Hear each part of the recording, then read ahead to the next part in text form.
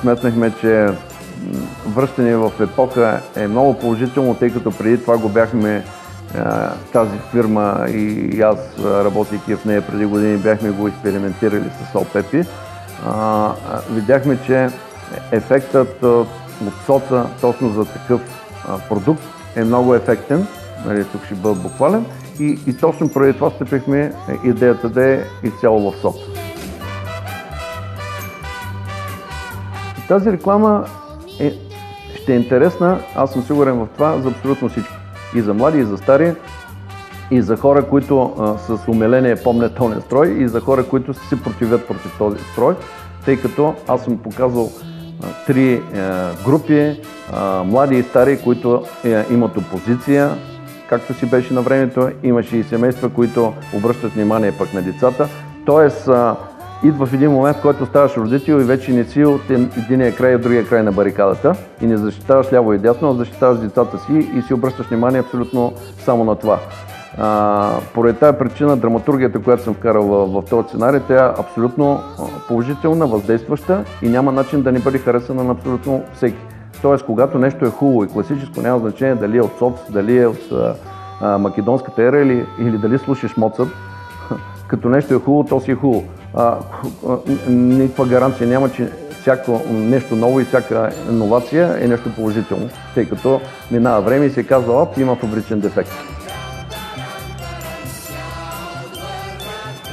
Аз никога не искам рекламите да не бъдат лесни за възприятие, защото идеята ми е да могат да ги гледат няколко пъти, за да могат да ги разберат и повече да влезат в тях. Тъй като първичната реклама, която се разбира лесно да отрежеш едно парче кремвиш или да налееш една чаша бира, тя е първична и ти втори път не искаш да я гледаш.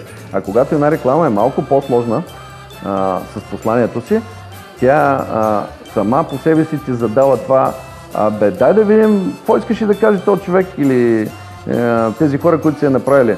Това видя ли го, видя ли този кадър, това видя ли защо така казаха, чули това и така нататък. Тоест рекламата, колкото е по-сложна, тя има повече живот и повече интерес.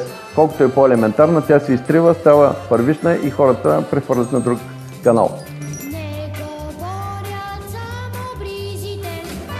Основното послание, което искахме да предадем, че ето, примерно в един строй, в който като цяло не се помни с нищо добро, все пак имаше хубави моменти, имаше едни хубави преживявания, които си открадвахме там някъде в лятото на морето, там някъде, където си преливахме и се сливахме с чужденците, ако щеш, и виждахме малко по-различни и по-шарени хора.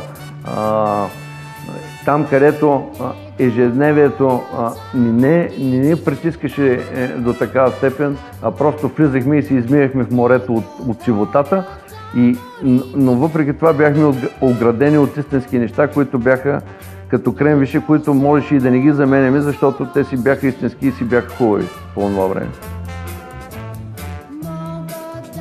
Най-големите предизвикателства в случая бяха в кастинга, тъй като вече замисъл го бяхме изчистили. От тук нататък предизвикателствата бяха изцяло в това да намерим подходящия кастинг, тъй като основната идея ни бяха това да не бъдат популярни актьори, тъй като популярният актьор по някакъв начин той винаги въздейства и взима вниманието и го дърпа към себе си, а обикновените хора, точно тези, които бяхме всички онея по времето на соца, онея по-различни от партийните линии, те, които сядахме на обикновения плаж, а не на специални станции и на резиденции.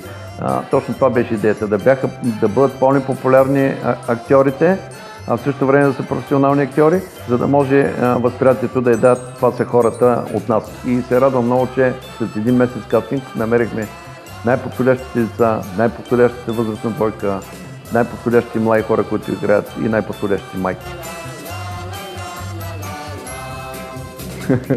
Това е клишето, което винаги се задава някакви забавни моменти. Цялата реклама е забавна, така че забавните моменти са тези всеки път, като гледаш рекламата. При нас самия факт, че имаме по-различно гледане и по-различно виждане, т.е. за тези реклами, само по себе си е забавно. Те не са стереотипа на типичната класическа реклама, продуктовата и така нататък. Всичко е забавно от самото начало до самия край, най-вече е забавно гледането на тази реклама.